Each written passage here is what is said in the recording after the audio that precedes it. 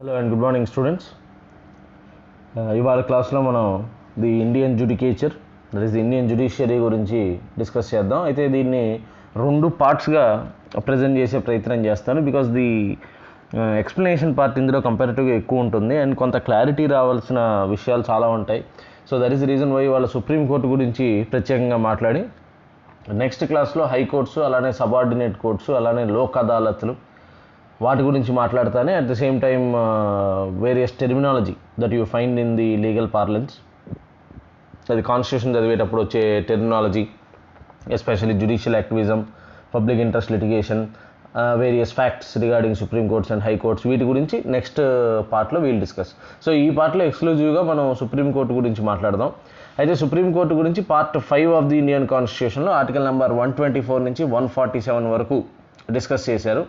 అయితే సుప్రీంకోర్టు గురించి మాట్లాడేటప్పుడే what I shall do is I shall give you a distinction. అంటే ప్యారలల్గా హైకోర్టు గురించి కూడా చెప్పేస్తాను in terms of its regarding its composition.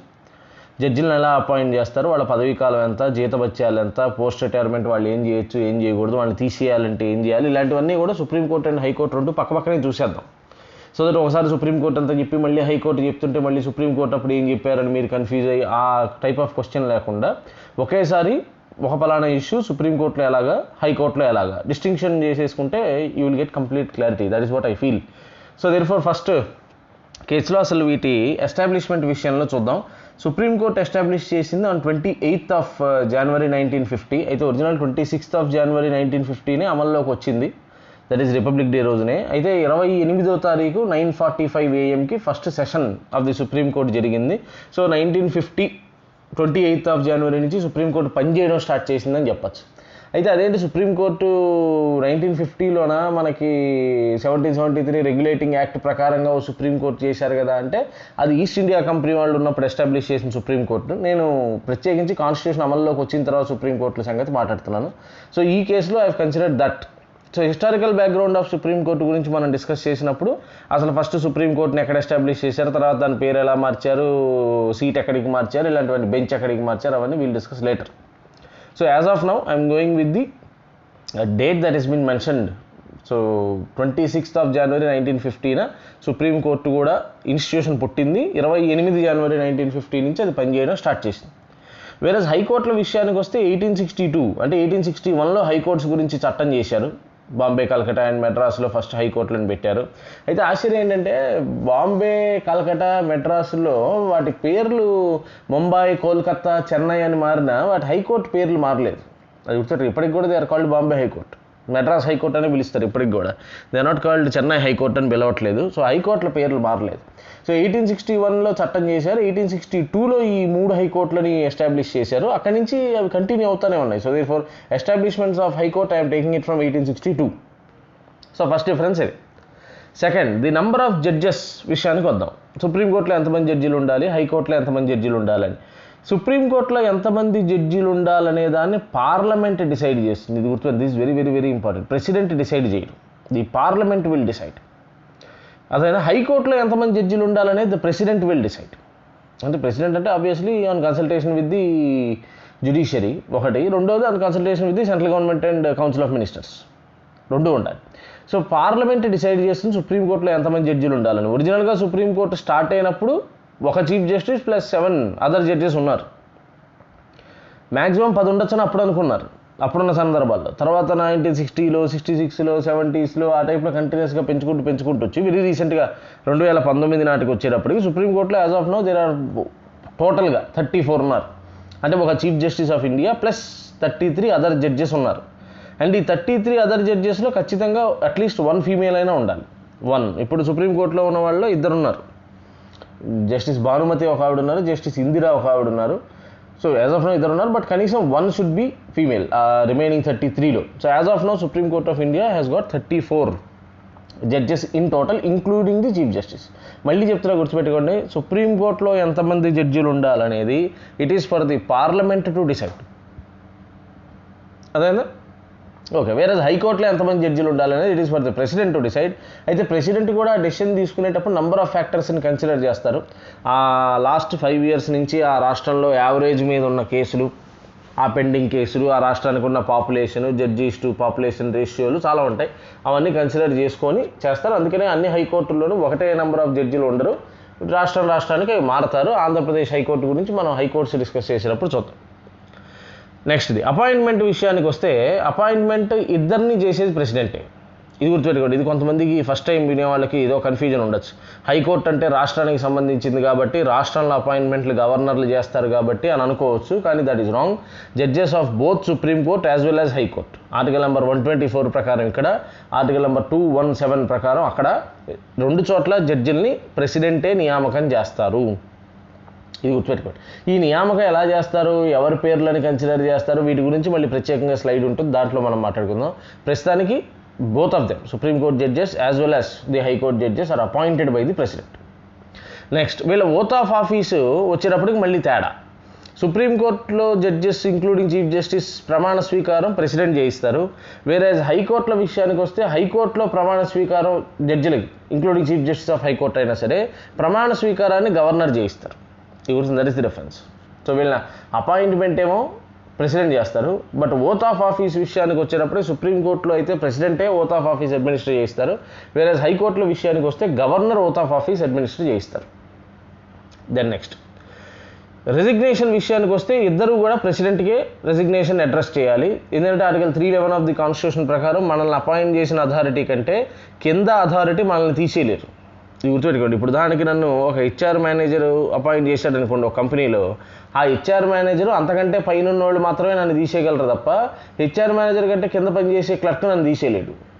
So ఇప్పుడు ఎప్పుడైతే వీళ్ళని ప్రెసిడెంట్ నియామకం చేశాడో, ప్రెసిడెంట్ కంటే పైన ఉండే అథారిటీ ఇంకెవరు లేరు ఇండియాలో, వాళ్ళు తీసేయగలరు తప్ప వాళ్ళకంటే కింద ఉండే గవర్నర్లు వాళ్ళు తీసేయలేరు. సో దేర్ఫోర్ హైకోర్టు జడ్జిలైనా సుప్రీంకోర్టు జడ్జిలైనా సరే రెసిగ్నేషన్ని it should always be addressed to the president. అది గుర్తుపెట్టుకోండి.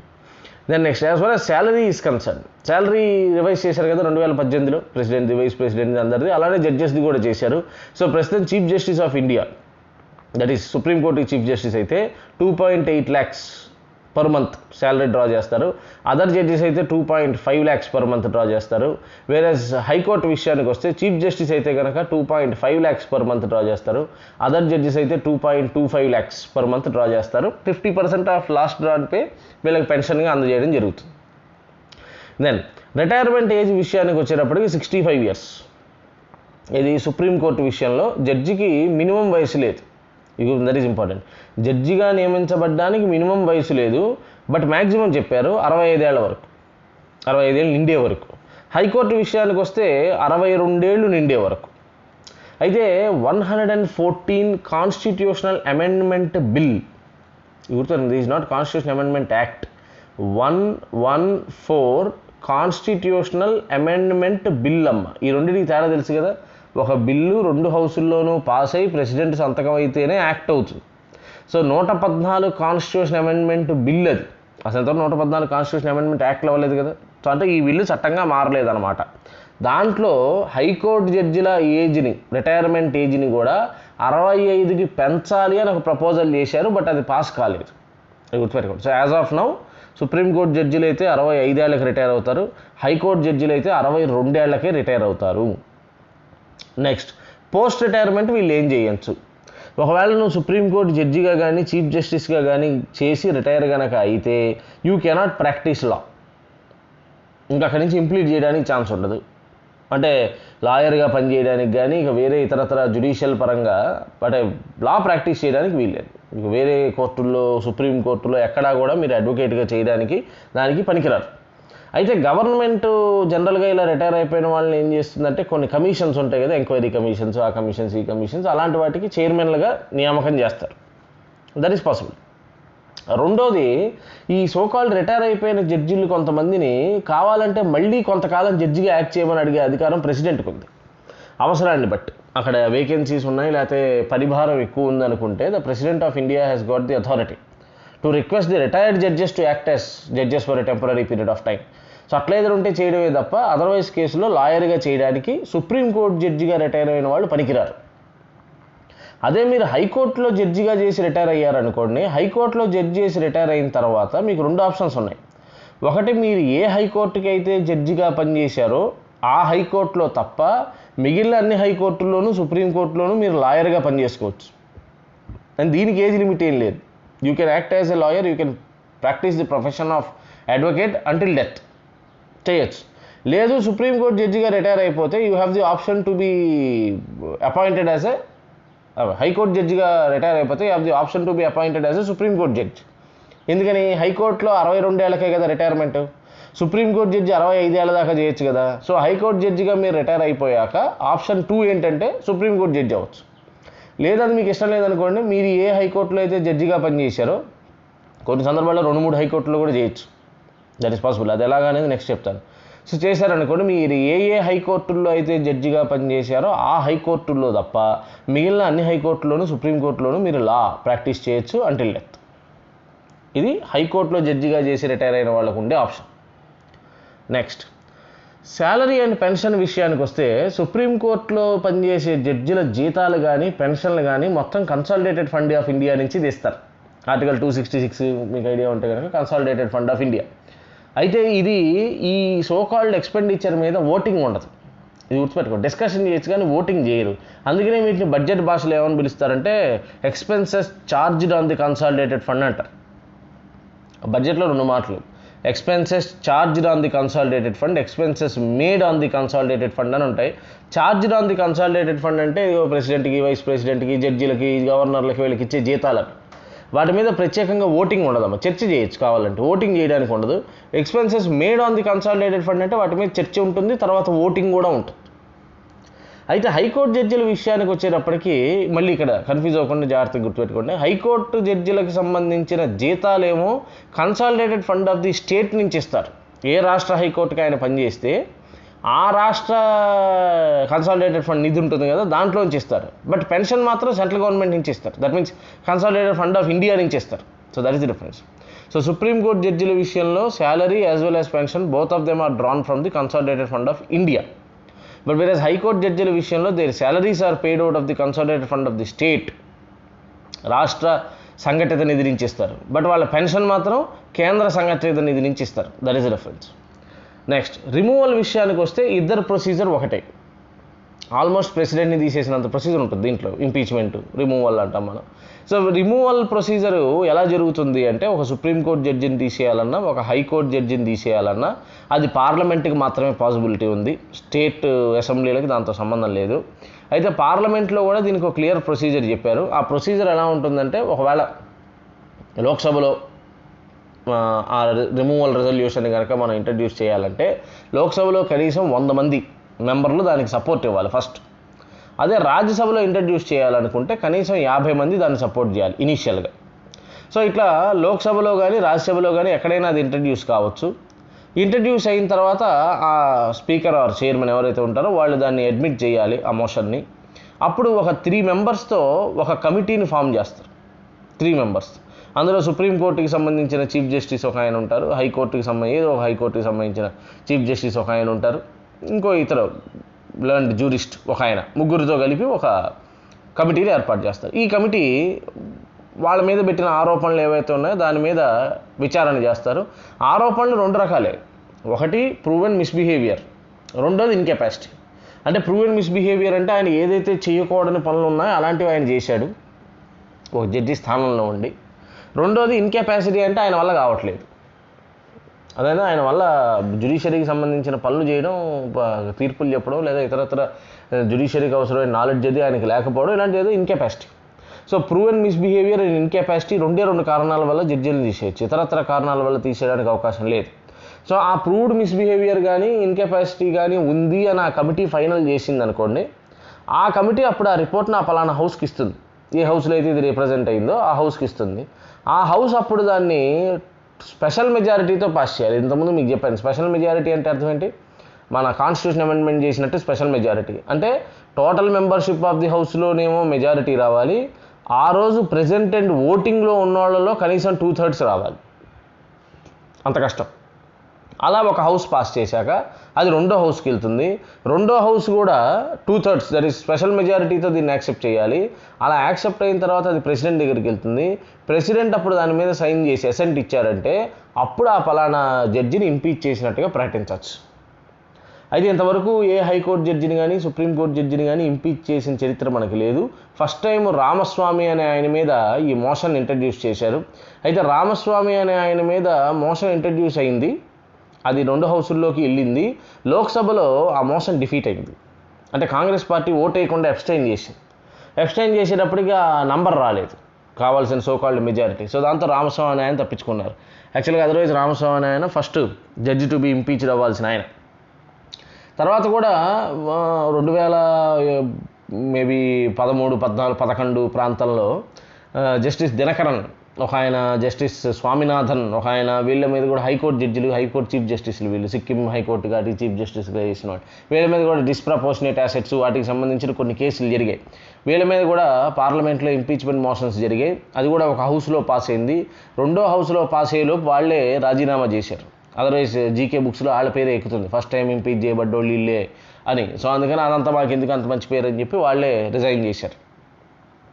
ఇది గుర్తుపెట్టుకోండి. సో ఇంతవరకు ఏ సుప్రీంకోర్టు జడ్జిని, హైకోర్టు జడ్జిని కూడా ఇంపీచ్ చేయడం అనేది జరగలేదు. సో బట్ ప్రొసీజర్ అయితే that is Supreme Court or High Court judge can be removed.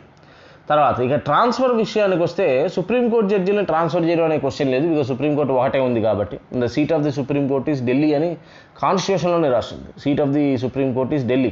అయితే సుప్రీంకోర్టు కావాలంటే బెంచ్లు ఏర్పాటు చేయొచ్చు రకరకాల చోట్ల, ఆ అధికారం పార్లమెంట్కి ఉంది, బట్ అవసరం లేదు కాబట్టి ప్రస్తుతం చేయలేదు. వేరే హైకోర్టు విషయంలో జడ్జిల్ని ట్రాన్స్ఫర్ చేయొచ్చు. ఇందాక చెప్పానుగా మీరు 2-3 హైకోర్టులకు కూడా జడ్జిగా పనిచేసే ఛాన్స్ ఉంది. అండ్ మిమ్మల్ని ట్రాన్స్ఫర్ చేయగలిగే అధికారం ప్రెసిడెంట్ ఉంది, ఆర్టికల్ నంబర్ 222 ప్రకారం. Judge of a particular high court can be transfer to another high court according to article number 222 ప్రకారం జరగచ్చు ట్రాన్స్ఫర్. ఇక క్వాలిఫికేషన్ విషయానికి వస్తే, క్వాలిఫికేషన్లో సుప్రీంకోర్టు జడ్జి కావాలి అంటే 5 years ఏదైనా సరే హైకోర్టుకి జడ్జిగానే చేసి ఉండాలి, లేదు 10 years ఏదైనా ఒక హైకోర్టులో అడ్వకేట్గానే చేసి ఉండాలి. ఇది క్వాలిఫికేషన్ సుప్రీంకోర్టు జడ్జి అవ్వాలంటే.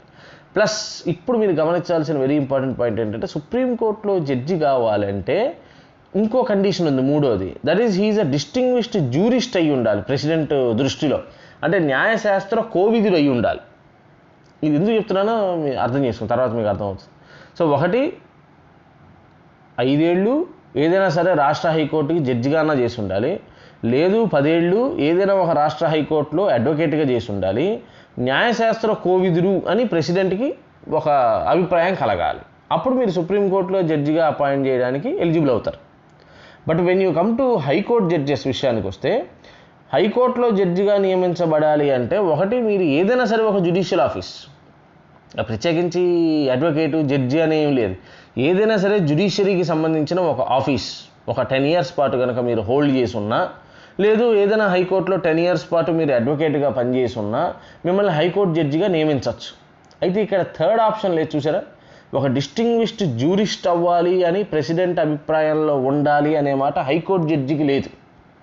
ఇది కూర్చోట క్వశ్చన్స్ అలా ఇస్తారు, which among the following is criteria for the appointment of high court judge అని 3 ఇస్తారు. సో జనరల్గా మనం ఏం చేస్తామంటే సుప్రీంకోర్టుకి ఉన్నది హైకోర్టుకి కూడా ఉంటుందని పెట్టేస్తాం, బట్ అది ఇవ్వలేదు రాజ్యాంగంలో ప్రత్యేకించి. That is important. సో 1 ఏదైనా judicial office for 10 years hold చేసి ఉండడం, లేదు 10 years హైకోర్టుకి అడ్వకేట్ చేసి ఉండడం, that is enough for you to make a judge of high court. That is the differences, distinction between Supreme Court and high court. ఇది గుర్తు. So మొత్తం ఒక చోట వచ్చేస్తాయి, వీళ్ళ అపాయింట్మెంట్, వీళ్ళ రెసిగ్నేషను, వీళ్ళ రిమూవల్, జీతభత్యాలు, క్వాలిఫికేషన్స్ అన్నీ ఒకచోట తెలిసిపోయింది కాబట్టి ఇక దాదాపు హైకోర్టులో సగం డిస్కస్ చేసినట్టే మనం ఫ్రాంక్లీ స్పీకింగ్. నెక్స్ట్ ఇక సుప్రీంకోర్టు జడ్జిల అపాయింట్మెంట్ పోస్ట్ రిటైర్మెంట్లో వాళ్ళు ఏం చేయొచ్చు అనే విషయం మీద కాంట్రవర్సీ. ఈ కాంట్రవర్సీ గురించి జాగ్రత్త తెలుసుకునే ప్రయత్నం చేయండి. సుప్రీంకోర్టులో జడ్జిలను అపాయింట్ చేయడం, ఆర్ ఫర్ దట్ మ్యాటర్ హైకోర్టులో జడ్జిలను అపాయింట్ చేయడం, వీళ్ళ అపాయింట్మెంట్ విషయంలో పార్లమెంట్కి జ్యుడిషియరీకి మధ్య కంటిన్యూస్గా గొడవ అవుతూ ఉంటుంది. ఈ గొడవల్ని జడ్జెస్ కేసులు అంటారు, the first judges case. So supreme court advocates on record అని ఉంటుంది, వాళ్ళు కేసు ఫైల్ చేస్తారు. సో ఫస్ట్ జడ్జెస్ కేసు 82లో, second judges case 93, third judges case 98, very రీసెంట్గా 4th జడ్జెస్ కేసు 2015. ఏమిటి జడ్జెస్ కేసులు, ఇందులో అసలు ఏం ఫైనలైజ్ చేశారు అనే దాని గురించి let us try to understand. ఇప్పుడు ఫస్ట్ జడ్జెస్ కేసులో ఏం జరిగిందంటే, సుప్రీంకోర్టులో జడ్జిల్ని నియామకం చేసేటప్పుడు the president should consult the chief justice of India అని ఉంటుంది. President should consult the chief justice of India అనే ఒక మాట రాజ్యాంగంలో వాడారు. ఇప్పుడు ఈ కన్సల్ట్ అనే పదం పెద్ద కాంట్రవర్సీ అయింది. ఫస్ట్ జడ్జెస్ కేసులో సుప్రీంకోర్టు ఏం చెప్పిందంటే కన్సల్ట్ అంటే కంకరెన్స్ అవ్వాల్సిన అవసరం లేదు. అంటే చీఫ్ జస్టిస్ ఎవరో కొంతమంది పేర్లు చెప్తాడు, వీళ్ళని నలుగురిని ఈ 5గురిని వేయండి అని. పార్లమెంట్ కూడా ఆలోచించుకొని వేయాలనుకుంటే వేయచ్చు, లేకపోతే లేదు. అంటే కన్సల్ట్ చేయమన్నారు. కన్సల్టెన్సీ అంటే అర్థం ఏంటో వాళ్ళు చెప్తారు, నీకు ఇష్టం ఉంటే తీసుకుంటే లేకపోతే లేదు. సో అట్లా కన్సల్టేషన్ అంటే అంతవరకే అని ఫస్ట్ జడ్జెస్ కేసులో సుప్రీంకోర్టులో ఉన్న జడ్జిలు చెప్పారు, వాళ్ళకి సంబంధించి. సరే అయిపోయింది. సెకండ్ జడ్జెస్ కేసులో ఏమైందో తెలుసా, సుప్రీంకోర్టు తన తీర్పును రివర్స్ చేసింది కంప్లీట్గా. రివర్స్ చేసి ఏం చెప్పింది, కన్సల్టేషన్ మీన్స్ కంకరెన్స్, అంటే ఖచ్చితంగా ఫాలో అయి తీరాల్సిందే. ఇప్పుడు చీఫ్ జస్టిస్ ఆఫ్ ఇండియా 4 పేర్లు చెప్పాడు అనుకోండి, ఆ 4గురిని అపాయింట్ చేయాల్సిందే.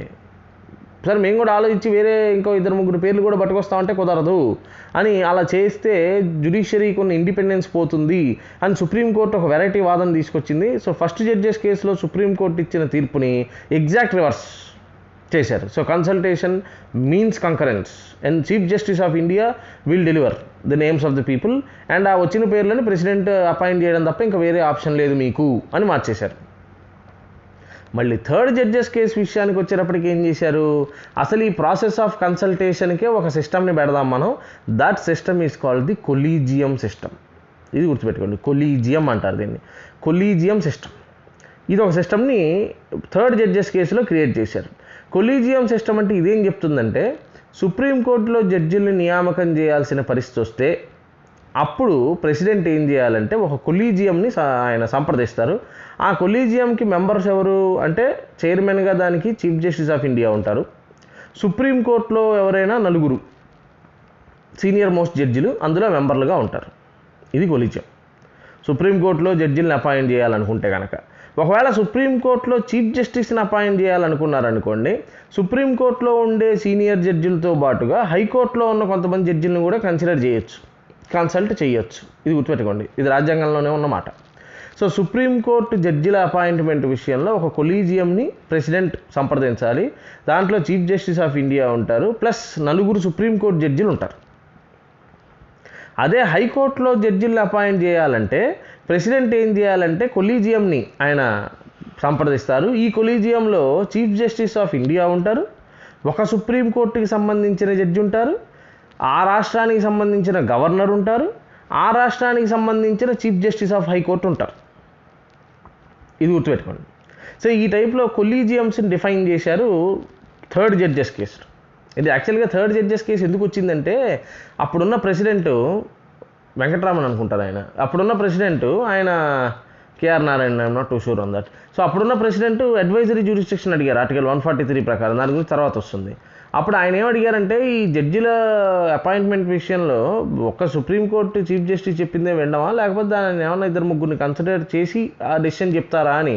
సో అప్పుడు సుప్రీంకోర్టు ఈ డైరెక్టివ్స్ ఇచ్చింది. అది అలా వచ్చింది ఈ థర్డ్ జడ్జెస్ కేసు అనేది. సో దేర్ఫోర్ థర్డ్ జడ్జెస్ కేసుల్లో కన్సల్టేషన్ ఎవరెవరితో చేయాలి, కొలీజియం అనే సిస్టమ్ని సెటప్ చేసి, హైకోర్టులో జడ్జిల నియామకం అయితే వేళతో సంప్రదించండి, సుప్రీంకోర్టు జడ్జిల నియామకం అయితే వేళతో సంప్రదించండి అని ఒక క్లారిటీ ఇచ్చారు. ఇప్పుడు ఈ ఫోర్త్ జడ్జెస్ కేసు విషయం ఏంటంటే, 2014లో గవర్నమెంట్ 99వ రాజ్యాంగ సవరణ చట్టం చేసి, కాన్స్టిట్యూషన్ అమెండ్మెంట్ యాక్ట్ చేసి, ఆర్టికల్ నెంబర్ 124A అనే ఒక కొత్త ఆర్టికల్ని ఇంట్రడ్యూస్ చేసి, నేషనల్ జ్యుడిషియల్ అపాయింట్మెంట్స్ కమిషన్ అని ఒక బాడీని క్రియేట్ చేసింది జడ్జిల నియామకం కోసం. ఈ నేషనల్ జ్యుడిషియల్ అపాయింట్మెంట్స్ కమిషన్లో సుప్రీంకోర్టు చీఫ్ జస్టిస్ దానికి ఎక్స్ అఫీషియో చైర్మన్గా ఉండేటట్టు, సుప్రీంకోర్టుకి సంబంధించిన ఒక 2 జడ్జిలు అందులో మెంబర్లుగా ఉండేటట్టు, యూనియన్ లా మినిస్టర్ ఉంటాడు కదా, కేంద్ర న్యాయశాఖ మంత్రి, ఆయన ఒక మెంబర్గా ఉంటాడు. వీళ్ళతో పాటుగా 2 జ్యూరిస్టులు ఉంటారు, పేరు మోసిన 2 న్యాయశాస్త్ర కోవిధులు కూడా అందులో ఉంటారు. ఈ 2 ఎవరు రావాలి అనే దాని మీద మళ్ళీ దానికి ఒక కమిటీ ఉంటుంది. దాంట్లో చీఫ్ జస్టిస్ దానికి చైర్మన్గా ఉంటాడు, ప్రధానమంత్రి మెంబర్గా ఉంటాడు, లీడర్ ఆఫ్ ది అపోజిషన్ అందులో మెంబర్గా ఉంటాడు. ఆ సోకాళ్ళు ఏదా 2 జ్యూరిస్టులు ఎవరు ఉండాలని చెప్పే దాంట్లో ప్రైమ్ మినిస్టర్ ఉంటారు, లీడర్ ఆఫ్ ది అపోజిషన్ ఉంటారు, చీఫ్ జస్టిస్ ఉంటారు. అయితే ఆ 2లో ఒక్కళ్ళన్నా కనీసం ఎస్సీ వర్గానికి సంబంధించిన వాళ్ళు, ఎస్టీ వర్గానికి సంబంధించిన వాళ్ళు, బీసీ వర్గానికి సంబంధించిన వాళ్ళు, లేదా ఉమెన్ అయి ఉండాలి ఒకళ్ళు. ఇద్దరిలో ఆ నోటెడ్ జ్యూరిస్టులు అన్న దాంట్లో అని ఒక నేషనల్ జ్యుడిషియల్ అపాయింట్మెంట్స్ కమిషన్ని మనం కాన్స్టిట్యూట్ చేసి ఈ సోకాల్డ్ పేర్లన్నింటినీ ఆ కమిషన్ ద్వారా మనం రికమెండేషన్ చేయించి తద్వారా వచ్చిన పేర్లని పార్లమెంట్ యాక్సెప్ట్ చేసి that means the president will give the assent and వాళ్ళని అపాయింట్ చేద్దాము అని చెప్పి ఒక నేషనల్ జ్యుడిషియల్ అపాయింట్మెంట్స్ కమిషన్ అనే దాన్ని క్రియేట్ చేస్తూ 99th కాన్స్టిట్యూషన్ అమెండ్మెంట్ యాక్ట్ని గవర్నమెంట్ పాస్ చేసింది. 2015లో ఈ సోకాల్డ్ 4th జడ్జెస్ కేసులో సుప్రీంకోర్టు ఆ so called 99th constitution amendment act తప్పని, రాజ్యాంగ వ్యతిరేకమని, null and void, it is ultra vires of the constitution అని ఆ అమెండ్మెంట్ని కొట్టేసింది. సోకాల్డ్ నేషనల్ జ్యుడిషియల్ అపాయింట్మెంట్స్ కమిషన్ని కాన్స్టిట్యూట్ చేయడం రాజ్యాంగ విరుద్ధం, సుప్రీంకోర్టుకి జ్యుడిషియరీకి ఉన్న ఇండిపెండెన్స్కి విరుద్ధం అనే పేరు మీద ఆ ఎన్జేఏసీ అనే సంస్థని సుప్రీంకోర్టు కొట్టేసి 3rd జడ్జెస్ కేసులో ఏదైతే కొలీజియం సిస్టమ్ పెట్టామో అదే కొలీజియం సిస్టమ్ని ఎప్పుడు కూడా కన్సిడర్ చేయాల్సిందే అని సుప్రీంకోర్టు తీర్పు ఇవ్వడం జరిగింది. ఇది కాంట్రవర్సీ అదైందా. సో ఇప్పుడు ఈ సోకాల్డ్ జడ్జిల నియామకంలో అసలు పార్లమెంటు పాత్ర ఏమిటి, గవర్నమెంట్ పాత్ర ఏంటి, ప్రెసిడెంట్ పాత్ర ఏమిటి అంటే సుప్రీంకోర్టు ఏమంటుందంటే మీకేం లేదు పాత్ర. ఫ్రాంక్లీ స్పీకింగ్ మేము కొన్ని పేర్లు చెప్తాం, వాళ్ళని మీరు మీ పేరు మీద ఊరిని సంతకం పెట్టేసి స్టాంప్ వేసేసి ఇచ్చేయాలంతే. అలా అయితేనే జ్యుడిషియరీ ఇండిపెండెన్స్ ఉంటుంది, లేకపోతే ఇవన్నీ పొలిటికల్ అపాయింట్మెంట్లుగా మార్చేస్తారు అనేది సుప్రీంకోర్టు వాదన. దీన్ని యాక్సెప్ట్ చేసేవాళ్ళు కొంతమంది ఉన్నారు, యాక్సెప్ట్ చేయని వాళ్ళు కొంతమంది ఉన్నారు. ఇక ఆ చర్చలోకి నేను వెళ్ళట్లేదు, ప్రస్తుతానికి దాన్ని పక్కన పెట్టాను. ఇక పోస్ట్ రిటైర్మెంట్ విషయంలో కాంట్రవర్సీ ఏంటి అంటే సుప్రీంకోర్టులో అక్కడ జడ్జిలుగానో చీఫ్ జస్టిస్లుగానో చేసిన తర్వాత మీరు లా ప్రాక్టీస్ చేయకూడదు, అది రాజ్యాంగంలోనే మీకు పెట్టిన ఒక రిస్ట్రిక్షన్, కన్స్ట్రెయింట్. లా ప్రాక్టీస్ చేయకూడదు, మిమ్మల్ని కొన్ని కమిటీలకి వాటికి ఎంక్వైరీ కమిషన్లకి వాటికి చైర్మన్లుగా వేస్తారు, అది కూడా జరుగుతున్న ప్రాక్టీసే. పొలిటికల్ అపాయింట్మెంట్ తీసుకోవచ్చా తీసుకోకూడదా ఇది కాంట్రవర్సీ. ఇది ఎగ్జాంపుల్స్ చెప్పాలంటే సదాశివం అనే ఒక ఆయన ఎవరైతే మనకి సుప్రీంకోర్టు చీఫ్ జస్టిస్ చేశారో ఆయన కేరళకి గవర్నర్గా నియమించబడ్డాడు, అదొక పొలిటికల్ అపాయింట్మెంట్. ఇప్పుడు వెరీ రీసెంట్గా రంజన్ గొగోయ్ ఎవరైతే సోకాల్డ్ ఆర్టికల్ 370 తీసేయడం మీద తీర్పిచ్చారో, అయోధ్య కేసులో తీర్పిచ్చారో సుప్రీంకోర్టు చీఫ్ జస్టిస్గా ఉండి, ఆయన సుప్రీంకోర్టు చీఫ్ జస్టిస్గా రిటైర్ అయిన 2-3 నెలల్లోనే ఆయన్ని రాజ్యసభకి నామినేట్ చేశారు బీజేపీ తరఫున. ఇప్పుడు రూలింగ్ పార్టీ తరఫున మీరు ఒక పొలిటికల్ పదవిని ఎలా యాక్సెప్ట్ చేస్తారు? సో జ్యుడిషియరీ ఇండిపెండెన్స్ గురించి ఇంతగా మాట్లాడిన జ్యుడిషియరీ మరి పొలిటికల్ అపాయింట్మెంట్ని ఎలా టేకప్ చేస్తుంది? అలా జడ్జిలు రిటైర్మెంట్ అయిపోయిన తర్వాత పొలిటికల్ అపాయింట్మెంట్ టేకప్ చేయడం కరెక్టా కాదా అనే దాని మీద చాలా పెద్ద చర్చ ఇప్పుడు నడుస్తోంది జ్యుడిషియరీలోనే. ఇంతకుముందు సదాశివం గవర్నర్ పదవి తీసుకున్నప్పుడు కూడా ఈ చర్చ నడిచింది, అది కరెక్ట్ కాదని చాలామంది అభిప్రాయపడ్డారు, కానీ ఆయన యాక్సెప్ట్ చేశారు. ఇప్పుడు రంజన్ గొగోయ్ విషయంలో కూడా చాలామంది ఇది కరెక్ట్ కాదు, జ్యుడిషియరీ ఇంపార్టెన్స్ ఇండిపెండెన్స్ దెబ్బతింటుంది, అది కరెక్ట్ ప్రజలకి సంకేతాలు ఇవ్వదు అనేది కొంతమంది వాదన. బట్ ఇప్పుడు ఈయన ఏం చెప్తాడంటే రంజన్ గొగోయ్ ఆయన అసలు నేను జ్యుడిషియరీకిను గవర్నమెంట్కి మధ్య కొహెషన్ డెవలప్ చేసే ఉద్దేశంతో దీన్ని యాక్సెప్ట్ చేశాను, నాకేం పెద్దగా పొలిటికల్ అంబిషన్ లేదని ఆయన చెప్తున్నాడు. సరే జ్యుడిషియరీకి గవర్నమెంట్కి కొహెషన్ క్రియేట్ చేయాలి అంటే మనం పొలిటికల్ అపాయింట్మెంటే తీసుకోవాల్సిన అవసరం లేదు, అది వేరే సంగతి. But these are all controversies. So ఆ విషయంలోకి నేను ఇప్పుడు ఈ పలానా పాయింట్ విషయంలో వెళ్ళట్లేదు. సివిల్ సర్వీస్ మెయిన్స్ ఓరియంటెడ్గా ఆన్సర్స్ రాసేటప్పుడు అలాంటి చర్చలు కావాలి. సో ప్రస్తుతానికి మన స్థాయికి ఇది అక్కర్లేదు, వదిలేయండి. సో కాంట్రవర్సీలు అయితే అవి పొలిటికల్ అపాయింట్మెంట్లు తీసుకోవచ్చా తీసుకోకూడదు అంటే మోరల్గా మాట్లాడితే తీసుకోకూడదు, బట్ తీసుకోకూడదని ఎక్కడ రాజ్యాంగంలో రెస్ట్రిక్షన్ లేదు, లా ప్రాక్టీస్ చేయకూడదని మాత్రం ఉంది. రైట్. నెక్స్ట్ ఇక హిస్టారికల్ బ్యాక్గ్రౌండ్ ఆఫ్ సుప్రీంకోర్టు విషయానికి వస్తే రెగ్యులేటింగ్ యాక్ట్ అని ఈస్ట్ ఇండియా కంపెనీని రెగ్యులేట్ చేయడం కోసమని 1773లో ఒక చట్టం చేశారు కదా బ్రిటిష్ పార్లమెంటు. ఆ చట్టం ప్రకారం 1774లో అప్పటిదాకా మేయర్ కోర్టు అని ఒకటి ఉండేది బెంగాల్లో, ఆ మేయర్ కోర్టు స్థానంలో కొత్తగా సుప్రీంకోర్టు అనే దాన్ని ఎస్టాబ్లిష్ చేసి అందులో మొత్తం 4 జడ్జిలు అంటే 3 జడ్జిలు ప్లస్ 1 చీఫ్ జస్టిస్ ఉండేటట్టుగా ఫస్ట్ సుప్రీంకోర్టు ఎస్టాబ్లిష్మెంట్ విషయంలో ఒక ప్రయత్నం జరిగింది. సో దానికి ఫస్ట్ జడ్జిగా ఎవరు వచ్చారు చీఫ్ జస్టిస్గా అంటే సర్ ఎలీషా ఇంపే వచ్చారు ఫస్ట్ చీఫ్ జస్టిస్గా. అంటే వీళ్ళందరూ అప్పుడు అక్కడి నుంచి వచ్చేవాళ్ళు బ్రిటన్ నుంచి జడ్జిలుగా వచ్చి అక్కడున్న బ్రిటిష్ కాన్స్టిట్యూషనల్ లాని అక్కడున్న దానికి సంబంధించిన బ్రిటిష్ రూల్ ఆఫ్ లా అదంతా ఇక్కడ ఇంప్లిమెంట్ చేసే ప్రయత్నం చేశారు. సో ఆ టైంలోనే ఇక్కడ ఈ పీనల్ కోడ్లు అవన్నీ మార్పులు చేసి అప్పటిదాకా బ్రాహ్మణులకి ఉరిశిక్ష చేసేవాళ్ళు కాదు, బ్రహ్మహత్య అనేది మహాపాతకం అన్న దీంట్లో. బట్ బ్రిటిష్ వాళ్ళు తీసుకొచ్చిన చట్టంలో ఆ మార్పు చేశారు, బ్రాహ్మణులైనా సరే and the eyes of law they are all equal and. అదే బెంగాల్ తదితర ప్రాంతాల్లో that has created a tremendous agitation. సరే వాట్ ఈస్ ది కేస్ 1774లో ఒక ప్రయత్నం అప్పుడు జరిగింది. అలా కలకత్తాలో సుప్రీంకోర్టు కొంతకాలం నడిచిన తర్వాత 1935లో గవర్నమెంట్ ఆఫ్ ఇండియా యాక్ట్ అని ఒకదాన్ని పాస్ చేసినప్పుడు ప్రత్యేకించి అప్పుడు ఫెడరల్ కోర్ట్ అని ఒకదాన్ని ఏర్పాటు చేశారు. అయితే ఈ ఫెడరల్ కోర్టు అప్పటి నుంచి సుప్రీంకోర్టుగా పనిచేయడం స్టార్ట్ చేసింది. సో అప్పటిదా కలకత్తాలో ఉన్నదాన్ని దాని సీట్ ఆఫ్ పవర్ని ఢిల్లీకి మార్చారు 1935లో. సో ఫెడరల్ కోర్టుని ఎస్టాబ్లిష్ చేశారు. అయితే ఫెడరల్ కోర్టుకు ఉన్న సమస్య ఏంటంటే ఫెడరల్ కోర్టులో చెప్పేసిన తీర్పుల మీద అపీల్ చేసుకోవచ్చు. ఎవరికి అపీల్ చేసుకోవాలి అంటే ప్రివీ కౌన్సిల్ అని ఒకటి ఉంటుంది ఇంగ్లాండ్లో, ఆ ప్రివీ కౌన్సిల్కి అపీల్ చేసుకోవచ్చు. సో దీని స్థానంలో ఈ సోకాల్డ్ ఫెడరల్ కోర్ట్ అనే దాని స్థానంలో 26 జనవరి 1950 సుప్రీంకోర్ట్ ఆఫ్ ఇండియాని ఎస్టాబ్లిష్ చేయడం, అది 28 జనవరి 1950 నుంచి పనిచేయడం స్టార్ట్ చేయడం.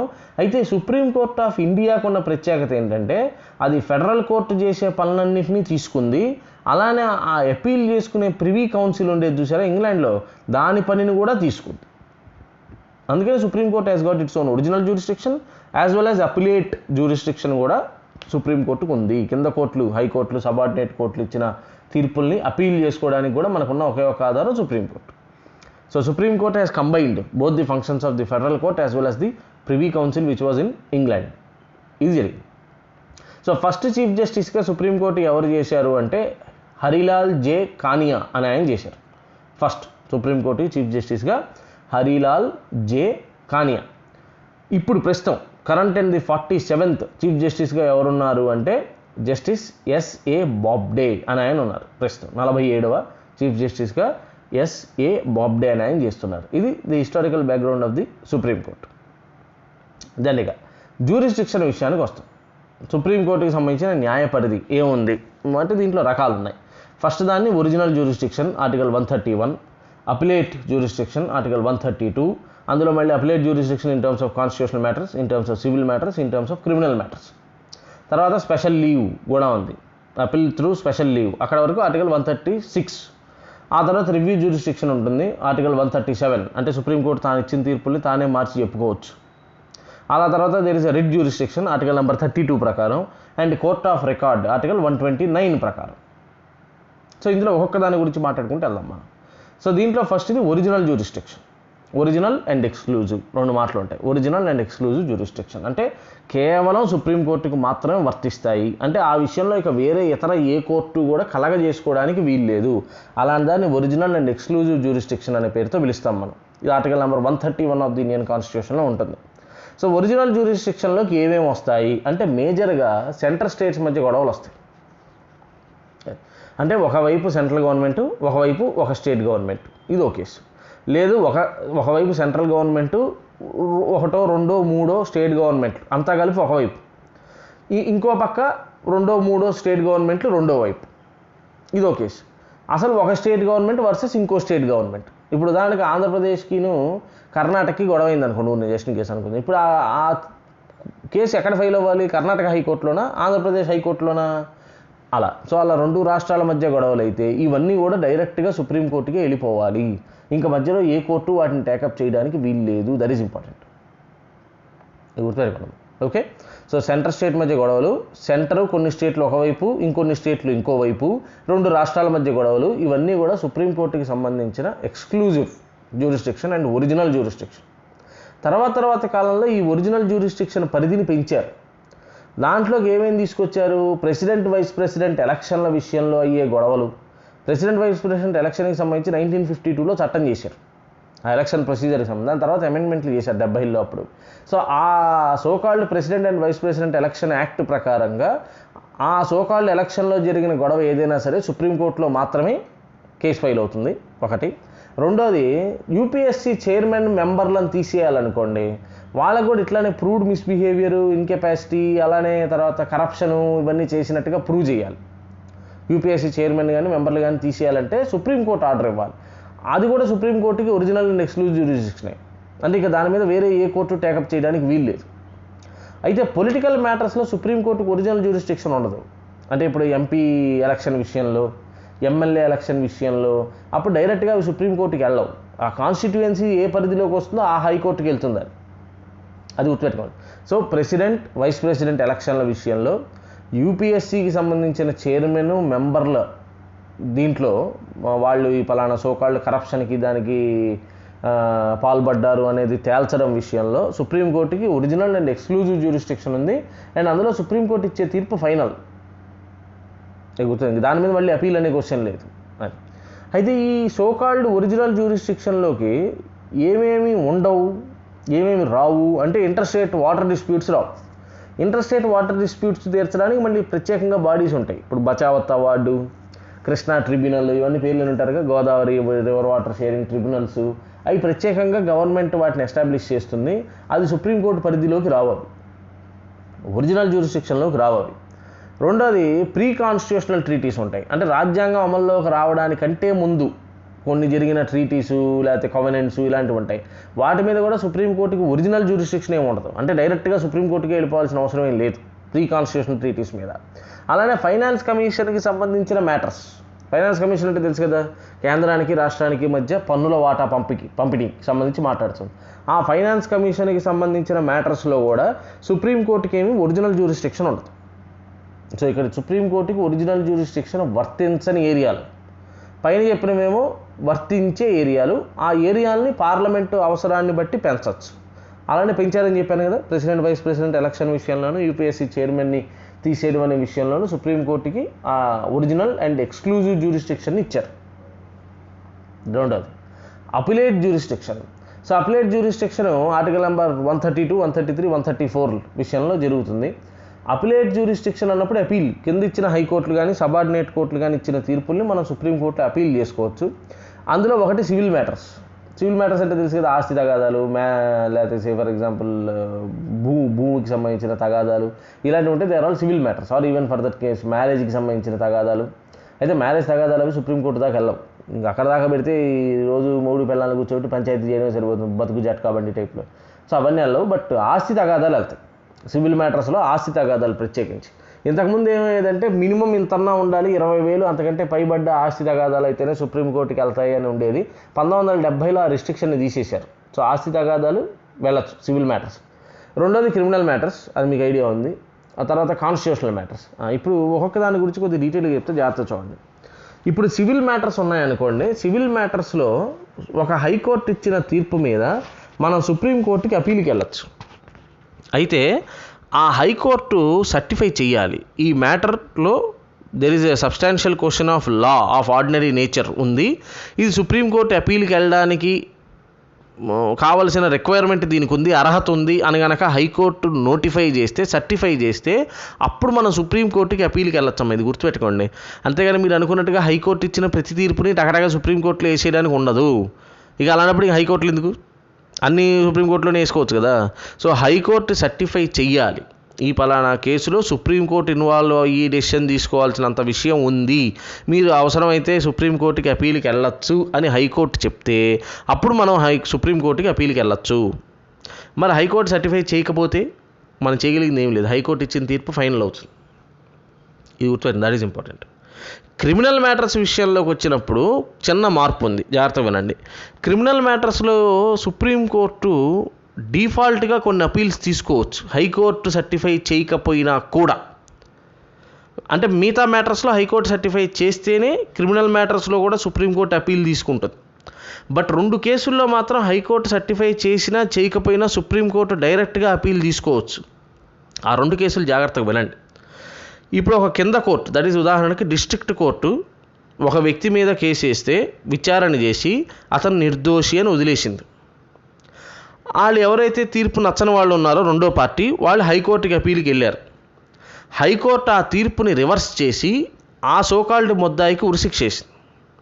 ఇచ్చోండి, ఇది కింద కోర్టు ఏమో అసలు వీడు తప్పే చేయలేదు నిర్దోషని వదిలేస్తే, హైకోర్టు వాడికి డైరెక్ట్గా వీడు భయంకర తప్పు చేశాడని ఉరిశిక్ష చేసేసింది డైరెక్ట్గా. అలాంటి కేసులో సుప్రీంకోర్టు దాన్ని డైరెక్ట్ అపీల్కి తీసుకోవచ్చు. ఎందుకంటే 2 కోర్టుల మధ్య ఎక్స్ట్రాడినరీ వ్యత్యాసం వచ్చింది. ఒక కోర్టు ఏమో అసలు ఆయన తప్పే చేయలేదని మాట్లాడితే, ఒక కోర్టు ఏమో భయంకర తప్పు చేశాడని క్యాపిటల్ పనిష్మెంట్ ఇచ్చింది. అదొక సందర్భం. రెండో సందర్భం ఏంటంటే, కింద కోర్టులో ఒక కేసు విచారణలో ఉంది, సే ఫర్ ఎగ్జాంపుల్ డిస్ట్రిక్ట్ కోర్టులో కేసు విచారణలో ఉండగానే హైకోర్టు ఆ కేసుని తన బెంచ్కి ట్రాన్స్ఫర్ చేసుకొని ఆ కేసులో కూడా ముద్దాయికి ఉరిశిక్ష వేసింది. ఇది గుర్తుపెట్టుకో. సెకండ్ కేసు అర్థమైందా? ఫస్ట్ కేసులోనేమో కింద కోర్టు తీర్పు ఇచ్చేసింది, అది కూడా వాడి నిర్దోషం తీర్పిచ్చింది, కానీ హైకోర్టు వాడికి ఉరిశిక్ష వేసింది అప్పీల్లో. రెండో కేసులో ఏం జరిగింది? కింద కోర్టులో చర్చ జరుగుతోంది, ఇంకా అంటే వాదనలు జరుగుతున్నాయి. దాన్ని హైకోర్టు లాగేసుకుని హైకోర్టు అందులో ఒకడికి, ఎవడి మీద అయితే ముద్దాయి ఉన్నాడో వాడికి ఉరిశిక్ష వేసేసింది. ఈ రెండు సందర్భాలలో కూడా సుప్రీంకోర్టు క్రిమినల్ మ్యాటర్స్లో డైరెక్ట్గా అపీల్ తీసుకోవచ్చు, హైకోర్టు సర్టిఫై చేసినా చేయకపోయినా. బట్ మిగతా క్రిమినల్ మ్యాటర్స్లో కూడా హైకోర్టు సర్టిఫై చేస్తేనే you can go for an appeal. That is important. ఇప్పుడు ఏం జరిగిందంటే 1970s 80sలో దీనికి చిన్న మార్పు చేశారు మళ్ళీ. ఆ మార్పు ఏం చేశారు అంటే సేమ్ కండిషన్సే, కాకపోతే ఇందాక ఉరిశిక్షలు అని ఉన్నాయి చూసారా, దాన్ని 10 ఏళ్ళకి మార్చారు. అంటే కింద కోర్టు వదిలేసిన ఒక వ్యక్తిని హైకోర్టులో శిక్షార్హుడు ముద్దాయి అని తేల్చి వాడికి 10 ఏళ్ళు అంతకంటే ఎక్కువ శిక్ష వేయడం, లేదా యావజ్జీవ కారాగార శిక్ష వేయడం, లేదా డెత్ సెంటెన్స్ చేయడం అని, అంటే స్కోప్ని పెంచారు. సుప్రీంకోర్టు కలగజేసుకోగలిగిన స్కోప్ని పెంచారు, అంతకంటే ఏం లేదు. ఇంతకుముందు స్కోప్లో ఎలా ఉంది? ఓన్లీ ఉరిశిక్ష వేసినప్పుడు మాత్రమే ఉంది. కానీ ఇప్పుడు దాన్ని ఏం చేశారు? ఉరిశిక్షనే ప్రత్యేకంగా ఏం లేదు, ఉరిశిక్ష వేసినా 10 ఏళ్ళు వేసినా అంతకంటే ఎక్కువ వేసినా లేదా లైఫ్ ఇంప్రిజన్మెంట్ వేసినా కూడా సుప్రీంకోర్టు కలగజేసుకోవచ్చు అన్నారు. అది రెండో కేసులో కూడా అంతే. సెకండ్ కేసులో కూడా ఇంతకుముందు డెత్ సెంటెన్స్ అని ఉంది కదా, దాన్ని 10 years or more or life imprisonment or death sentence అని మార్చారు. సో అట్లాంటి కేసుల్లో సుప్రీంకోర్టు డైరెక్ట్గా అపీల్ తీసుకోవచ్చు. మిగిలిన అన్ని క్రిమినల్ మ్యాటర్స్లోనూ సివిల్ మ్యాటర్స్లోనూ ఓన్లీ హైకోర్టు సర్టిఫై చేస్తేనే మనం సుప్రీంకోర్టులో అపీల్కి వెళ్ళచ్చు. That is important. మరొకవేళ అసలు హైకోర్టు సర్టిఫై చేయలేదు, కానీ నాకు ఎక్స్ట్రాడినరీగా నష్టం జరిగింది అని నేను అనుకున్నాను అనుకోండి, సుప్రీంకోర్టుకి అపీల్కి వెళ్ళే అవకాశం ఉందా అంటే ఉంది. That is called the special leave petition. Article 136 ప్రకారం చూడండి. ఆర్టికల్ 136 ప్రకారం స్పెషల్ లీవ్ అని ఒక కాన్సెప్ట్ ఉంది కదా. So special leave petition is the discretion of the Supreme Court. చాలా ఎక్స్ట్రాడినరీ సందర్భాలలో ఇది ఇవ్వచ్చు. When Supreme Court believes that gross injustice, gross wrong has been done అని అనుకున్నప్పుడు సుప్రీంకోర్టు కనుక ఫీల్ అయితే డిస్క్రిషన్, అది కంపల్షన్ కాదు, డిస్క్రిషన్. అంటే ఇప్పుడు ఎవరైతే బాగా నేను అన్యాయానికి గురయ్యాను ఈ హైకోర్టు ఇచ్చిన తీర్పు వల్ల అని అనుకుంటారో వాళ్ళు సుప్రీంకోర్టులో ఎవరైనా సరే ఒక అడ్వకేట్ని పట్టుకొని అతని ద్వారా ఎవరైనా ఒక జడ్జి గారిని కన్విన్స్ కనుక చేయగలిగితే అప్పుడు ఆయన స్పెషల్ లీవ్ ఇవ్వచ్చు. సో స్పెషల్ లీవ్ కనుక ఇస్తే హైకోర్టు సుప్రీంకోర్టుకి అపీల్కి వెళ్ళొచ్చు అని సర్టిఫై చేయకపోయినా కూడా సుప్రీంకోర్టు అపీల్ తీసుకోవచ్చు. So it's a very extraordinary power of supreme court. అది అయితే చాలా రేరెస్ట్ ఆఫ్ రేర్ కేసుల్లో దాన్ని వాడతారు, స్పెషల్ లీవ్ పిటిషన్ అనేదాన్ని. బాగా తీవ్రమైన అన్యాయం జరిగిందని మనం చూపించుకోగలిగితే అప్పుడు స్పెషల్ లీవ్ పిటిషన్ తీసుకోవచ్చు. అది ఒకటే రీకోర్స్. ఇంకా అదర్వైజ్ కేసుల్లో హైకోర్టులు ఇచ్చిన తీర్పులు ఫైనల్ అవుతాయి, అది గుర్తుపెట్టుకోండి. ఇక కాన్స్టిట్యూషనల్ మ్యాటర్స్ అన్నప్పుడు కాన్స్టిట్యూషన్కి సంబంధించి ఏదైనా రాజ్యాంగ సవరణ జరగడం కానీ లేకపోతే రాజ్యాంగంలో ఇతరత్ర ఇంటర్ప్రిటేషన్లు కానీ జరగడం కనుక వస్తే రాజ్యాంగాన్ని ఇంటర్ప్రిట్ చేయగలిగే అధికారం సుప్రీంకోర్టుకి మాత్రమే ఉంది. ఇది గుర్తుపెట్టుకోండి, that is important. Supreme court is the watch dog of the constitution. రాజ్యాంగంలో పలానా మాటకు అర్థం ఏమిటి, ఇప్పుడు దానికి ఇందాక కన్సల్టేషన్ అనే మాట కంకరెన్స్ అనే అర్థాన్ని ఇస్తుంది అని సుప్రీంకోర్టు చెప్పిందని చెప్పుకున్నామే, అట్లా రాజ్యాంగంలో ఉన్న ప్రతి మాట దానికి అర్థం ఏంటి, దాని పరిధి ఏమిటి, ఇదంతా చెప్పగలిగే అధికారం సుప్రీంకోర్టుకి మాత్రమే ఉంది.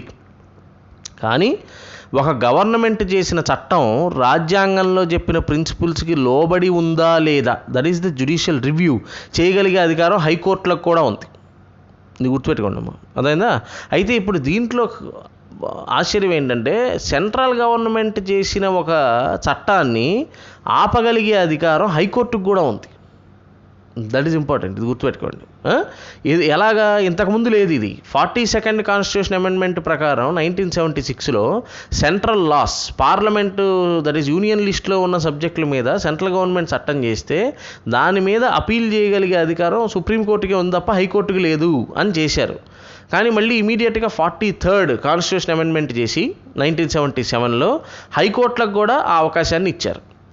ఇది గుర్తుపెట్టుకోండి. సో సెంట్రల్ గవర్నమెంట్ ఒక చట్టాన్ని చేసినప్పుడు ఆ చట్టం రాజ్యాంగంలో చెప్పిన పద్ధతి ప్రకారంగా లేదనో లేదా రాజ్యాంగ విలువలకు వ్యతిరేకంగా ఉందనో చెప్పగలిగే అధికారం హైకోర్టుకు కూడా ఉంది. సో కేవలం స్టేట్ లిస్ట్ విషయమే కాకుండా సెంట్రల్ లా మీద కూడా హైకోర్టు కాన్స్టిట్యూషన్ పరంగా వ్యాఖ్య చేయొచ్చు.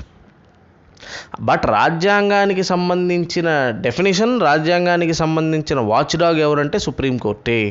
సో ఇట్లా సివిల్ మ్యాటర్స్లో, క్రిమినల్ మ్యాటర్స్లో, కాన్స్టిట్యూషనల్ మ్యాటర్స్లో వీటన్నిటిలో కూడా Supreme Court has got the appellate jurisdiction. And special leave petition గురించి ఆల్రెడీ ఇందాక క్లియర్గా చెప్పాను మీకు. ఇదివరకు అర్థమైంది అనుకుంటున్నాను యాజ్ ఆఫ్ నౌ. సరే, నెక్స్ట్ మనం చూద్దాం. నెక్స్ట్ అపిలేట్ జ్యూరిస్డిక్షన్ తర్వాత రిట్ జ్యూరిస్డిక్షన్. రిట్ జ్యూరిస్డిక్షన్ గురించి మీకు ఫండమెంటల్ రైట్స్ చెప్పినప్పుడే చాలా డీటెయిల్గా చెప్పాను. Writ is an order. నీ ఫండమెంటల్ రైట్స్ అబ్రిడ్జ్ అయినాయి అనుకున్నప్పుడు సుప్రీంకోర్టు దగ్గరికి వెళ్ళి నువ్వు డైరెక్ట్గా you can get a remedy. So right to constitutional remedies. అయితే రిట్ ఇవ్వగలిగే అధికారం సుప్రీంకోర్టుకి, హైకోర్టుకి ఇద్దరికీ ఉంది. సుప్రీంకోర్టు కేవలం ఫండమెంటల్ రైట్స్ వైలేషన్ జరిగినప్పుడు మాత్రమే రిట్ ఇవ్వగలదు. వేరేజ్ హైకోర్టు ఫండమెంటల్ రైట్స్ వైలేట్ అయినా, లీగల్ రైట్స్ వైలేట్ అయినా కూడా రిట్ ఇవ్వగలిగే అధికారం ఉంది. అంటే హైకోర్టుకు ఉన్న writ jurisdiction supreme court writ jurisdiction కంటే పెద్దది. ఇది ఫస్ట్ పాయింట్. అయితే మిగతా చట్టాలు, దట్ మీన్స్ లీగల్ రైట్స్ మీద కూడా రిట్ ఇవ్వగలిగే అధికారం సుప్రీంకోర్టుకి పార్లమెంట్ కావాలనుకుంటే ఇవ్వచ్చు. ఇది గుర్తుపెట్టుకోండి. అయితే పార్లమెంట్ ఇప్పటివరకు ఇవ్వలేదు అది. So supreme court can issue writs only in case of violation of fundamental rights. ఇది అర్థమైందా? సో ఆర్టికల్ నెంబర్ 32 ప్రకారంగా సుప్రీంకోర్టు, ఆర్టికల్ 226 ప్రకారంగా హైకోర్టులు రిట్లు ఇస్తాయి. అయితే రిట్ జ్యూరిస్డిక్షన్ అనేది సుప్రీంకోర్టుకి ఒరిజినల్ జ్యూరిస్డిక్షన్. ఎంతవరకు? ఫండమెంటల్ రైట్స్ విషయంలో. ఒరిజినల్ జ్యూరిస్డిక్షన్ అంటే అర్థం ఏంటి? డైరెక్ట్గా సుప్రీంకోర్టుకి వెళ్ళిపోవచ్చు నువ్వు. But that is not exclusive jurisdiction. అది గుర్తుపెట్టుకోండి. అంటే సుప్రీంకోర్టుకి మాత్రమే వెళ్ళాల్సిన అవసరం లేదు, హైకోర్టుకు కూడా వెళ్ళొచ్చు. సో ఫండమెంటల్ రైట్స్ కనుక వైలేట్ అయినప్పుడు the person has the option either to move the Supreme Court directly or you can move a High Court also. So Supreme Court has got the original jurisdiction in terms of fundamental right violation, but it is not exclusive. It is shared by High Courts also. So High Court la writ jurisdiction ane Supreme Court writ jurisdiction kante peddadi. Next writ jurisdiction గురించి already fundamental రైట్స్లో చెప్పాను కాబట్టి దాని మీద మళ్ళీ ప్రత్యేకించి నేను ఇక్కడ discussion ఎక్కువగా చేయట్లేదు. రిట్ జ్యూరిస్డిక్షన్ తర్వాత నెక్స్ట్ అడ్వైజరీ జ్యూరిస్డిక్షన్. దీని గురించి కూడా ప్రెసిడెంట్ గురించి చెప్పినప్పుడు చెప్పాను మీకు గుర్తుంటే కనుక. Article 143 of the Indian constitution ప్రకారం, ఆర్టికల్ 143 కెనడా నుంచి తీసుకున్నాం ఈ పలానా కాన్సెప్ట్ని. ఆర్టికల్ 143 ప్రకారంగా ప్రెసిడెంట్కి, అంటే ప్రెసిడెంట్ ద్వారా that is the government, the union central government, సుప్రీంకోర్టుని కాన్స్టిట్యూషన్ ఇంటర్ప్రిటేషన్కి సంబంధించిన విషయాల మీద డౌట్స్ అడగచ్చు. ఇప్పుడు ఉదాహరణకి రెండు విషయాలు ఉంటాయి. ఒకటి is a matter of public importance. అది ఇప్పుడు ఎరైజ్ అయింది, లేదు ఫ్యూచర్లో ఎరైజ్ అవ్వచ్చు అని అనుకున్నాము. అలాంటి విషయాల మీద సుప్రీంకోర్టు అభిప్రాయాన్ని ప్రెసిడెంట్ అడగచ్చు. ఇది ఒకటి. రెండో పాయింట్ ఏంటంటే రాజ్యాంగానికి సంబంధించి కమెన్స్మెంట్ ఉంది కదా, అంటే భారత రాజ్యాంగం అమల్లోకి రావడం, దానికంటే ముందు జరిగిన చట్టాల మీద డౌట్లు వచ్చినప్పుడు సుప్రీంకోర్టుని సంప్రదించడం. రెండు విషయాలు. So matter of public importance ఒకటి జరిగినప్పుడు, మ్యాటర్ ఆఫ్ పబ్లిక్ ఇంపార్టెన్స్ అది ఇప్పుడే ఆల్రెడీ ఎమినేట్ అయింది, లేదు ఫ్యూచర్లో రావచ్చు అని అనుకున్నప్పుడు సుప్రీంకోర్టు అభిప్రాయాన్ని అడగచ్చు. రెండోది భారత రాజ్యాంగం అమల్లోకి రావడానికంటే ముందు ఉన్న చట్టాల మీద డౌట్లు ఉన్నాయి, వాటి మీద సుప్రీంకోర్టుని అడగచ్చు. సో రెండు కేసుల్లో సుప్రీంకోర్టు యొక్క అభిప్రాయాన్ని ప్రెసిడెంట్ అడగచ్చు ఆర్టికల్ 143 ద్వారా. అయితే ఫస్ట్ కేస్ ఏదైతే పబ్లిక్ ఇంపార్టెన్స్కి సంబంధించిన విషయాన్ని సుప్రీంకోర్టుని అడిగారో అప్పుడు సుప్రీంకోర్టు తన అభిప్రాయాన్ని ఇవ్వాలనుకుంటే ఇవ్వచ్చు, లేకపోతే లేదు. That is optional. వేరే సెకండ్ కేసు ఉంది చూసారా, రాజ్యాంగ అమల్లోకి రావడానికంటే ముందున్న చట్టాల మీద డౌట్లు. అందులో కనుక ప్రెసిడెంట్ సుప్రీంకోర్టు అభిప్రాయాన్ని అడిగితే సుప్రీంకోర్టు ఖచ్చితంగా తన అభిప్రాయాన్ని చెప్పి తీరాలి. అయితే రెండు కేసుల్లోనూ సుప్రీంకోర్టు ఇచ్చేది కేవలం అభిప్రాయం మాత్రమే, తీర్పు కాదు. దాన్ని కావాలంటే ప్రెసిడెంట్ తీసుకోవచ్చు, లేకపోతే లేదు. ఇది గుర్తుపెట్టుకోండి. So the advice of the Supreme Court is not binding on the president. It is just an advice. అంతే, అభిప్రాయం చెప్పారు అంతే, సలహా చెప్పారు. సలహా నీకు నచ్చితే పాటించు, లేకపోతే లేదు. ఇందాక చెప్పాను కదా, థర్డ్ జడ్జెస్ కేసు ఇలా సలహాలో నుంచే వచ్చిందని. ఇప్పుడు చూడండి, సుప్రీంకోర్టు చెప్పే వాదన ఏంటంటే అదేమో ప్రెసిడెంట్ అడిగితే సలహా రూపంలో థర్డ్ జడ్జెస్ కేసుని చెప్పారు, బట్ అది బైండింగ్గా ఇంప్లిమెంట్ చేయాలని సుప్రీంకోర్టు చెప్తోంది. యాక్చువల్గా advisory jurisdiction of supreme court is not binding, frankly speaking. But అడ్వైజ్గా ఇచ్చిన దాన్ని బైండింగ్గా ఇంప్లిమెంట్ చేయాలని థర్డ్ జడ్జెస్ కేసులో చెప్తున్నారు. సో ఆ విషయంలో సుప్రీంకోర్టుకి పార్లమెంట్కి మధ్య కంటిన్యూస్గా టగ్ ఆఫ్ వార్ నడుస్తుంది. వాళ్ళ టర్ఫ్ని కాపాడుకునే ప్రయత్నంలో ఉన్నారు ఇద్దరు. సరే, ఎనీ విచ్ వేస్. సో ఇప్పటిదాకా అడ్వైజరీ జ్యూరిస్డిక్షన్ 15 times అడగడం జరిగింది. ఈ 15 timesలో లేటెస్ట్ ఎప్పుడు అడిగారంటే 2012 ఈ 2G స్పెక్ట్రమ్ కుంభకోణం అయిన తర్వాత ఇంతకుముందు ప్రెసిడెంట్ చెప్పినప్పుడు చెప్పే మళ్ళీ ఇది రిపిటేషనే. సో 2012లో ఈ సోకాల్డ్ 2G స్పెక్ట్రమ్ కేసు అయిన తర్వాత ఈ సోకాల్డ్ న్యాచురల్ రిసోర్సెస్ అన్నింటినీ మనం వేలంపాట ద్వారానే అమ్మాలా, లేకపోతే ప్రైవేట్ వాళ్ళకి మనకు కావాల్సిన వాళ్ళకి ఇచ్చేసుకోవచ్చా బేసింగ్ ఆన్ వేరియస్ మెరిట్స్ అని చెప్పి సుప్రీంకోర్టుని అడగడం. సుప్రీంకోర్టు న్యాచురల్ రిసోర్సెస్ అన్నీ కూడా వేలంపాట ద్వారానే వేయడం బెటరు, పీపుల్కి దాని ద్వారానే ఎక్కువ మంచి జరుగుతుంది అన్నట్టుగా సుప్రీంకోర్టు అభిప్రాయం ఇవ్వడం జరిగింది 2012లో. So highest number of times supreme court advice అడిగింది బాబు రాజేంద్ర ప్రసాద్, 3 times అడిగారు. బేరుబారీ కేసు విషయంలో అట్లా 3 కేసులు ఉన్నాయి. ఆ 3 కేసుల్లోనూ highest number of times supreme court advice అడిగిన president was Babu Rajendra Prasad. Next advisory jurisdiction తర్వాత సుప్రీంకోర్టుకు ఉండే మరో అధికారం ఏంటంటే it is the court of record. Court of record అంటే సుప్రీంకోర్టు ఇచ్చే అన్ని తీర్పుల్ని కూడా గ్రంథస్థం చేస్తారు, వాటిని దాచిపెడతారు. ఆ తీర్పుల్ని తర్వాత ఎవిడెన్స్గా ప్రొవైడ్ చేయొచ్చు, ఇది గుర్తుపెట్టుకోండి. అది కుదరదని చెప్పడానికి వీలు లేదు, ఎందుకంటే సుప్రీంకోర్టు ఒకసారి తీర్పు ఇచ్చిందంటే దట్ ఈజ్ ఎవిడెన్స్. సో అంటే ఇప్పుడు నేను ఒక పలానా కేసులో వాదిస్తున్నప్పుడు ఇది చూడండి కేశవానంద్ భారతి కేసులో సుప్రీంకోర్టు ఇలా చెప్పింది కదా అని మనం క్వశ్చన్ చేయొచ్చు. అంటే ఇంతకుముందు సుప్రీంకోర్టు ఇచ్చేసిన తీర్పులు ఎవిడెన్స్గా యాక్సెప్ట్ చేయబడతాయి, దాని మీద మళ్ళీ కేశవానంద భారతి కేసులో అదంతా వేర్లే అని చెప్పడానికి కుదరదు. అంటే దాన్ని యాక్సెప్ట్ చేయకుండా ఉండడానికి వీల్లేదు, దాని మీద చర్చ చేయడానికి వీల్లేదు. So that is what court of record means. Article 129 ప్రకారం మీరు ఎప్పుడైనా సుప్రీంకోర్టు కేసులు కనుక అబ్జర్వ్ చేశారనుకోండమ్మా, ఏఐఆర్ అని రాసి ఉంటుంది. AIR 1967 SC that is supreme court 1492 అట్లా ఉంటాయి. ఏఐఆర్ అంటే ఆల్ ఇండియా రిపోర్టర్ అని అర్థం, అదొక book. All India reporter around 1967 టైంలో ఆ జర్నల్ టైప్లో దాన్ని రిలీజ్ చేశారు. అందులో అన్ని వరుసగా సుప్రీంకోర్టుకి సంబంధించి హైకోర్టులకు సంబంధించి, హైకోర్టు కూడా ఉంది అధికారం, high court is also a court of record. So అవి ఇచ్చిన తీర్పులన్నింటినీ గ్రంథస్థం చేస్తారు. సో ఆల్ ఇండియా రిపోర్టర్ 1967లో రిలీజ్ అయిన జర్నల్. SC అంటే సుప్రీంకోర్టు, HC అంటే హైకోర్టు. 1492 1328 అని అంటే అది పేజ్ నెంబర్. సో కాల్డ్ 1492 అనే పేజ్ నెంబర్లో ఈ కేసు ఉంది అని చెప్పడం కోసం ఇచ్చేదన్నమాట అది. సో ఏఐఆర్ 1967 SC 1398 అలా ఉంటాయన్నమాట numbers. So that is called the court of record. So ఏ కోర్టుకైతే కోర్ట్ ఆఫ్ రికార్డ్ అనే అధికారం ఉంటుందో ఆ కోర్టుకి ఇంకో అధికారం కూడా ఉంటుంది, that is called contempt of కోర్టును శిక్షించడం. కంటెంప్ట్ ఆఫ్ కోర్ట్ అంటే ధిక్కారం. ఇప్పుడు సుప్రీంకోర్టు హైకోర్టు ఇచ్చిన తీర్పు ఉందనుకోండి, దాన్ని ధిక్కరిచ్చారనుకోండి, నువ్వు చెప్తే నేనేంది అన్నట్టు పిచ్చిగా మాట్లాడామనుకోండి, అది ఇంకో కేసు అవుతుంది. అది గుర్తారు, కోర్టు ధిక్కారం చేస్తే అది ఇంకో కేసు. సో కోర్టు ధిక్కారం కనుక నువ్వు చేస్తే సుప్రీంకోర్టుకు కానీ హైకోర్టుకు కానీ పవర్ ఏముంది అంటే 6 నెలల వరకు జైలు శిక్ష వేయచ్చు, 2000 రూపాయల వరకు ఫైన్ వేయచ్చు, కొన్ని సందర్భాల్లో 2 వేయచ్చు. అది గుర్తారు, అంటే నీకు వేసిన శిక్ష కాక ఎడిషనల్గా ఒక 6 నెలల పాటు శిక్ష వేయచ్చు, లేదు 2000 రూపాయలు ఫైన్ వేయచ్చు, లేదు 2 వేయచ్చు కూడా. That is called contempt of court, court ధిక్కారం నేరం అంటారు. అందుకనే సబ్జుడైస్ మ్యాటర్స్ మీద, ఇప్పుడు కోర్టులో చర్చ జరుగుతున్న మ్యాటర్స్ మీద మనం బయటకు వచ్చి ఇష్టం వచ్చినట్టు చెప్పేయకూడదు, ఇష్టం వచ్చినట్టు మాట్లాడేసి ఇష్టం వచ్చినట్టు ఆర్టికల్స్ వేసేయకూడదు. వేసేసారంటే అవన్నీ కోర్టు ధిక్కారం కిందకు వస్తాయి, అర్థమైందా? సో అందుకని కోర్టు ధిక్కారం నేరం అంటే అర్థం అది, contempt of court. So court of record అని ఉండే పవర్ ఉన్న కోర్టులకి ఇది బై డిఫాల్ట్గా ఉంటుంది ఇది. నెక్స్ట్ ఆర్టికల్ 137, దీని ప్రకారంగా రివ్యూ జ్యూరిస్డిక్షన్. దీని గురించి ఆల్రెడీ చెప్పాను. సుప్రీంకోర్టు ఇంతకుముందు తాను ఇచ్చిన తీర్పుని తప్పని, ఆ టైంలో ఉన్న పరిస్థితిని బట్టి అలా ఇచ్చాము, తర్వాత ఇప్పుడున్న పరిస్థితిని బట్టి ఇలా ఇవ్వాల్సి వస్తున్నాం అని చెప్పి తాను ఎర్లియర్గా ఇచ్చిన తీర్పుల్ని మార్చి ఇవ్వగలిగే అధికారం ఉంది. ఇంతకుముందు అలా జరిగాయి. మీకు గుర్తుంటే కనుక బేరుబారీ కేసులో అసలు ప్రియాంబుల్ రాజ్యాంగంలో ఇంటిగ్రల్ పార్ట్ కాదని, తర్వాత జరిగే కేశవానంద భారతి కేసులో మళ్ళీ ఇంటిగ్రల్ పార్ట్ అవుతుందని, మళ్ళీ LIC ఆఫ్ ఇండియా కేసులో మళ్ళీ ఇంటిగ్రల్ పార్ట్ అవుతుందని అలా తీర్పులు చెప్పారా?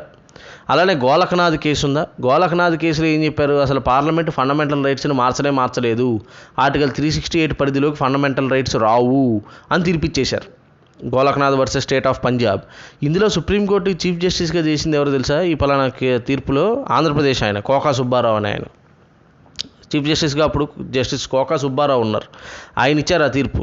ఏమని? పార్లమెంట్ ఆర్టికల్ 368 ప్రకారంగా చేసే రాజ్యాంగ సవరణ ఫండమెంటల్ రైట్కి వర్తించదు, అసలు ఫండమెంటల్ రైట్ని మార్చే అధికారం పార్లమెంట్కి లేదు అని తీర్పిచ్చారు. మళ్ళీ కేశవానంద భారతి కేసుకు వచ్చేటప్పటికి ఏం చేశారు? కేశవానంద భారతి కేసులో అబ్బాయి కాదు, ఫండమెంటల్ రైట్స్ని మార్చచ్చు, కానీ బేసిక్ స్ట్రక్చర్ దెబ్బతినకుండా మార్చాలి అని ఇక్కడికి వచ్చేటప్పటికి మార్చారు. అట్లా దట్ ఈస్ కాల్డ్ రివ్యూ. అంటే తాను అంతకుముందు ఇచ్చిన జడ్జిమెంట్స్ని రివైజ్ చేసుకొని సందర్భాన్ని బట్టి మార్చగలిగే అధికారం కూడా సుప్రీంకోర్టుకు ఉంటుంది. ఇవి ఫండమెంటల్గా సోకాల్డ్ సుప్రీంకోర్టుకు ఉండే పవర్స్ అండ్ ఫంక్షన్స్. అయితే లాస్ట్గా మీరు గుర్తుపెట్టుకోవాల్సింది ఏంటంటే సుప్రీంకోర్టు చీఫ్ జస్టిస్గా నియమించే విషయంలో సీనియారిటీ అనే దాన్ని ఒక క్రైటీరియాగా తీసుకుంటారు, సీనియారిటీ. అయితే 1973 టైంకి వచ్చేటప్పటికి ఈ సీనియారిటీ అనే కన్వెన్షన్ని బ్రేక్ చేశారు ఫస్ట్ టైం. అప్పుడు సీనియారిటీలో ఉన్న ముగ్గురు సీనియర్లని కాదని రే అనే ఆయన్ని జడ్జిగా వేశారు సుప్రీంకోర్టుకి. దాంతో ఆ ముగ్గురు ఎవరైతే సీనియారిటీలో ఉన్నవాళ్ళు ఉన్నారో వాళ్ళు ముగ్గురు రిజైన్ చేశారు. ఈ ముగ్గురు ఎవరంటే కేశవానంద భారతి కేసులో గవర్నమెంట్కి వ్యతిరేకంగా తీర్పు రాసిన వాళ్ళు. ఇది ఇప్పుడు అర్థమైందా సుప్రీంకోర్టు ఎందుకని జడ్జిల అపాయింట్మెంట్ విషయంలో గవర్నమెంట్కి పాత్ర ఇవ్వకూడదని అనుకుంటుందో. ఇక సుప్రీంకోర్టు ఫీల్స్ దట్ దీన్ని పొలిటికల్ అపాయింట్మెంట్ చేస్తారు.